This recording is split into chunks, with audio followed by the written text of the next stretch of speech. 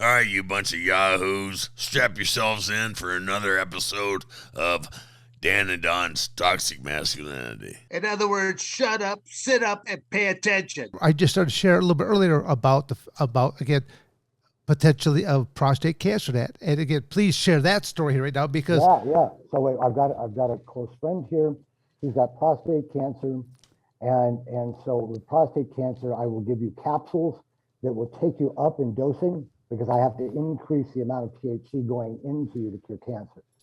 So you'll take capsules, but I don't want you to get really high because the chances are you've got a job or you're old like us, you don't want to be high, right? So I have to build that immunity to that for your body to get used to that much THC.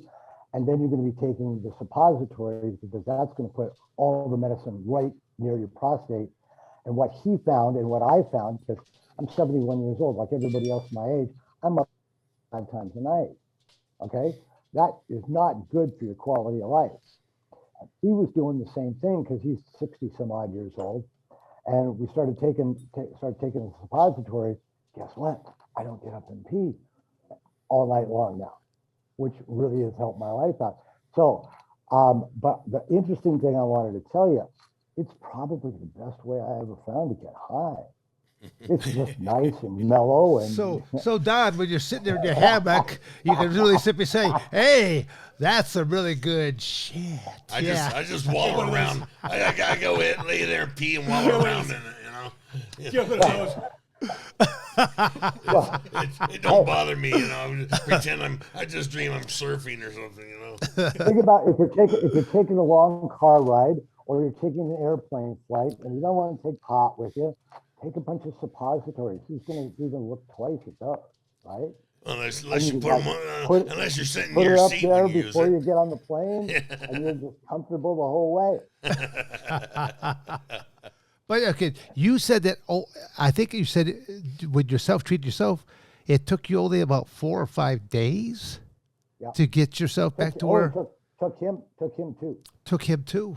Yeah. Wow. Again, that's because I just know when you look at the American market and you look at how many different males that are looking at, urinary problems, prostate problems, knowing that they do get up several times or through the course of the night, and they would want to. God has a sense of humor, man. Yeah. God has a sense of humor. I mean, when you break 50, all of a sudden, like you said, you're getting up 4 or 5 times a night to go to the bathroom. Yeah. Okay, that's just his bathroom days. But the guy always has that other sense of humor about whatever hair was once on your head, that was coming out of your ears, your nose, your eyebrows are looking like these, unruly. It looks like Don Frye's mustache, rather unruly right here. Holy shit! Well, I'm also treating a woman with uterine cancer, and so she had gone to a hospital that's near us here, and they have a cannabis department, but there's really what they told her is like, yeah, well, we'd love to treat you with that, but they really don't have a cannabis medicine here, and they don't. And so your only choices here, if you have uterine cancer, you have prostate cancer, is chemotherapy or radiation, which are going to kill you. Right. Mine's going to make you happy, and you're going to sleep better. And it's cheap. It is just dirt cheap. So, so if we're growing it as a field crop, what you normally have to do, and he can tell you this, if you grow this bush, then you have to harvest the bush, and then you have to shuck the flowers off the bush. You trim the flower, all of the rest of the stuff. You dry it. You have to dry it properly, or it all molds. I'm able to take it. I have one guy who drives the planting truck that plants all the seeds. He comes back in 3 months later, and he mows it all down, and it immediately goes in to liquid nitrogen processing. I don't dry anything. I have almost no cost of labor. There's all my employees right there. Then that's when the cost of marijuana will get so low. There won't be any black market because it's abundance, right? Just a huge abundance of it. Sure. Yeah, and you're approaching that now. You just don't have the genetics for it, but I'm going to be providing the genetics for it. And unfortunately, the big pharma has been stopping. We've had medical cannabis for 3 years as of December 25th, and They still have no legitimate products, but apparently they're still growing hundreds and hundreds and hundreds of acres of high THC cannabis. We have no idea where it's going, but it's not going into medicine. So what I'm doing is I will the next product we'll do after the capsules and we test the suppositories in Indonesia. After that, we will do medicine for children with epilepsy, because that's who I used to treat when I was in the U.S. And if you want to see just the saddest situation in the world, meet a mother who has a little tiny child who gets 120 seizures a day. It changes your life. You are doing, if you're that mother, you're doing nothing else all the time. You're never going out to dinner. Just going to the store is really difficult. And I can make anti-seizure medication literally for a penny a dose. Okay. There's really nothing. There's really no diagnosis, medically that we can't touch with medical cannabis. Really, exactly. And we haven't determined what all of them are. I don't know if you guys are aware of this or not, but the one cancer they had no chance of dealing with up until now, not prostate. I'll get it in a minute. But what they found to cure it was made from the cannabis plant, but it wasn't THC or CBD or anything else you'd ever heard of. It was a flavonoid, something that gives cannabis flavor. This one stupid flavonoid cures fourth stage cancer. Really? Okay. So we need to be doing a lot more in the way of education. I'll tell you something you probably didn't know. Do you think that they teach doctors about the human endocannabinoid system is the most important signaling system in your body? Okay. But they don't want doctors to learn about that. So it's kind of like, so medical schools don't teach it, which is like me teaching you sign up for my my automobile mechanic training school, and I don't teach you the workings of the internal combustion engine. Right. You just got to know that it works, right? They don't teach it. Can you believe it? They don't teach doctors how to use medical cannabis. Prior to 1937, 40% of the drugs, they call them patent medications, because most of the things were mixed together by a pharmacist. 40% of the medications in the U.S. were made with cannabis. That's why they had to get rid of it, because John D. Rockefeller, Standard Oil, figured out how to make pharmaceutical medicines out of oil. Right. Okay, but they wanted to be able to patent it. They couldn't do that with plants, so they decided to get rid of plant-based medicine. And you can't trying to make medicine out of isolate instead of full plant medication is hopeless. Cannabis is not one of these pharmaceutical drugs where you can just take this molecule and combine them and have it work. You need all of the ingredients in it, which is why Epidiolex by GW Pharmaceutical, the only pharmaceutical product for treating epilepsy for children, which is made from isolate, doesn't really work well. And you have it's for children, it has a 16% failure rate. It will give your child liver damage, or it will kill the liver in 16% of the children. That's what their studies found. And you know what a prescription costs you for that drug for your kid? Now, what is it? What 1 year prescription? $3,000. $35,000, and there's no insurance that will touch it. That's the only medication that the pharmaceutical industry has come up with. $35,000 a year, and your insurance won't pay for it. Jeez. And did I mention again, it doesn't work. Right. So, I think being in Asia is really going to be critical. You're going to have trouble with big pharma until you stop telling everybody that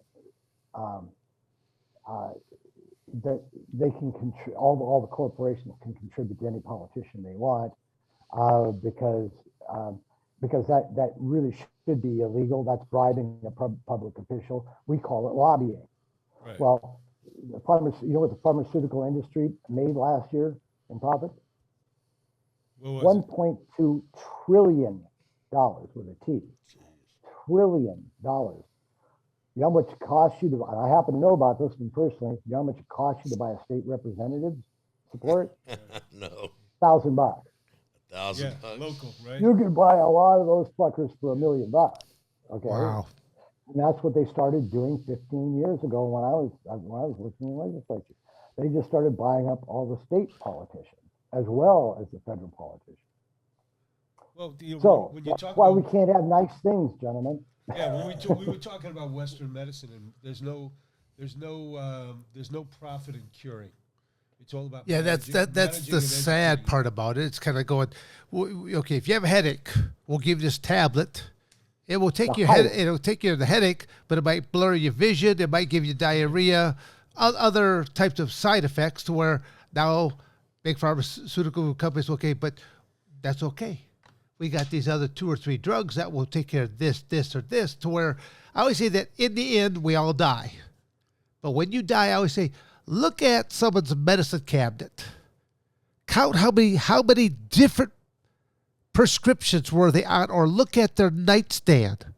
Look how many different prescriptions were they on. I go, did that person really die of natural causes, or did they miss a combination? Did they take one too many of a combination to where they basically kind of like almost like they killed themselves, not knowing that they killed themselves, because maybe they had Alzheimer's at this point in time, and they might have double dosed themselves, which was just too much that the body could not have handled because it's so frail at that point. And the one thing you don't get from plant-based medicine is sick. Right. It only works to help you. Okay.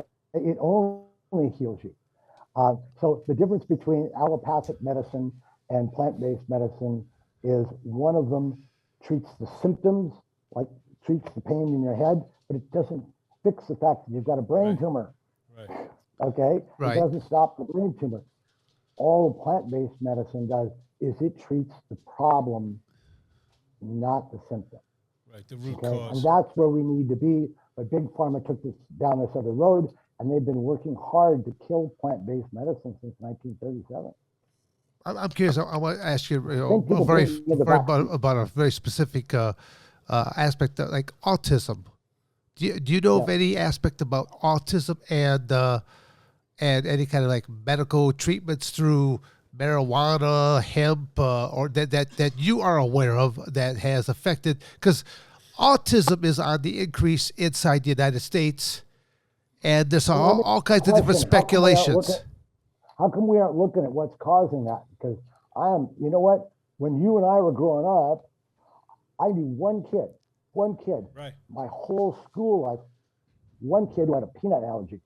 Now kids have all kinds of food allergies. There's nothing they can eat. And it only started, okay, how many vaccines were you forced to take when you were a kid, when you were in school? Oh, I remember getting the shot in the arm that had the where you end up getting that big scab or whatever like that. Yeah. Yeah. That was polio. Yeah. I think it was when like. I was Go ahead. 3 or 4, you did measles, Yeah. mumps, Typical. Yeah. The measles kind of stuff. Yeah. Right. scarlet fever, polio. Polio. So maybe 4 or 5. You know how many vaccines children have to take now to stay in school? To stay in school. To stay in school, how many? 71, depending on the state. 71 different vaccinations. And you wonder why they've got ADHD and food allergies and no immune systems. And I mean, it's absolute insanity. And it's just a way for them to be making money off of these people. That's why we have sick kids. And when you talk about autism or the neurotransmissive, the neuroprotective properties of medical cannabis is off the hook. I mean, there's abstracts that I just ripped from 2021. That's why with PTSD, with PTSD and concussion syndrome, TBI, you know, all kinds of brain injuries. exactly. Yeah. And there are other things that we'd like to do. We'd like to do mushrooms here. We want to do something. Oh, here's a question for you. You ever heard of a drug called Ibogaine? What is it? Ibogaine? No. Ibogaine is made from a plant that comes from Cameroon in West Africa. It's made from the bark of the root of the iboga plant that grows naturally there. And if I take the bark of that root and do an extract, I can cure, and you've got a 30-year heroin habit, I can cure that 30-year heroin habit where you don't even want it anymore in 14 hours. 13 hours? For a couple of bucks. Wow. For a couple of bucks. And what is it? What is it derived from? What is it? The Iboga, Iboga, and it'll not only work for curing addiction, and not just heroin addiction. It works for meth and a lot of other things. Wow. But if you microdose it, it also works for PTSD. But we want to do psilocybin mushrooms because, again, a lot of if it works on the brain like CBD does, chances are it also works for things like depression. And depression is becoming a #1 problem in America right now, especially with kids. Right, with the kids COVID. Sitting home. Remember when we were teenagers, when we were 14 years old, we're out playing. Right. We're out getting in shit. We're getting in trouble. Right. Okay. Right. Kids now, all the kids here, I've got friends with teenage kids. Their school is on computer and they still don't pay any attention to it whatsoever because you wouldn't have when you were a kid either. They're sitting in their rooms. He goes, and he's an American. Oh no, he's Dutch, and he's got Thai American, Thai Dutch kids, and he says, I can't stand to go in their rooms. They never come out of their rooms. They empty food containers and they don't bathe, and typical suicide depression in teenagers gone up like a spike here. You're gonna have a really, really, really, really terrible time with that. After this pandemic is over with, and God, I sure hope it's over with soon. Well, talk about the pandemic, COVID and the SARS, and what medical cannabis, how it impacts COVID and SARS. You know? Yeah, well, and you know the last people that want to hear about that is the pharmaceutical industry. Right. They don't even want you reading about that, right? Anything that does not force you to use one of their products, they're not happy about. Right. And again, the abstracts that are coming out, I mean, we're talking 2021, even 2022, I've read, on COVID. No, I'm just, I know that because we're privileged before that Kevin and I, we had another conversation with Steve there. And again, he just blew me away. And I'm like, oh, yes, we did put this on the podcast so that it reaches that many more people. Again, I just know that with the rise of autism, and I've got a personal reason why I'm kind of putting you on the spot, want to know a little bit more about this because I have some people that I would like to be able to help that have autism. I will be happy. What I will be happy to do, something about me, which you should know right off the bat. If I don't have because people expect me to be an expert, and I am an expert, I will not tell you something unless I have can back it up with studies. Right. Okay. So what I will do is I will get you what you need on that, but I don't know off the top of my head because if you look at the number, I ran cannabis medical clinics in 5 cities for 10 years. So I know a bit about it, treating for different things, but they keep finding new ways that cannabis works on different things. There isn't, I have to do my studies every day to see what's the latest study on something else that they found that cannabis works for. And they would have already had all of that worked out if they were teaching the human endocannabinoid system in medical schools. Doctors will not prescribe something for you unless they were taught about it in med school, and they weren't taught about it. They learned everything from the pharmaceutical industry. Correct. Who has barred that education. So one of my other projects is I want to provide free endocannabinoid education worldwide for all medical professionals, because they ought to all know about it. You even said though that the fact that the lifestyle that you lead there in Thailand, because you're eating real food. You're not eating all this processed food with all these shelf life chemicals that are shoved into it. Things of nature. Where when you look at the United States, you go to our grocery stores. I mean, other than going to maybe the fruits and vegetable area, that might be about the only place you probably find any real food. Everything else is, when you look at all the different additives to keep that package on that shelf for the next couple years that they can sell it. It's not just that. Don, it's not just that. If you do a little bit of reading about this, or I'll send you an article on the problem they're having now is this zucchini my Croatian grandfather grew in the backyard is very nutritious. The zucchini you get out of this grocery store isn't. Right. Because now they develop things that they've got shelf life. Not that they're healthy. GMO kind of stuff? Yeah, there's what? The reason you are eating the same things you ate 30 years ago and they're not as healthy as you were then is because those things no longer have the nutritional value they had when we were growing up. That's the problem. Right. It's not the same. And again, who's responsible for that? You know who the largest seed sales company in the world is? It's Monsanto, right? Bayer Monsanto. I think Bayer wants marijuana seed out there, and that competes. Oh, Bayer is also the worldwide distributor for GW Pharmaceutical, which is the only company that makes pharmaceutical cannabis, pharmaceutical drugs. So they don't want anybody competing with the people who they distribute for either. So you've got a problem. You asked me, do I want to do this in the U.S.? I would like to do the genetics so people can grow better cannabis in the U.S.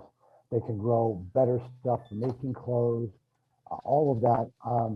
But for medicine, I don't know how you're going to do it until you put big pharma in the ground. Thank you for watching another episode of Dan and Don's Toxic Masculinity. You better like, subscribe, and share, or I'm going to come to your house.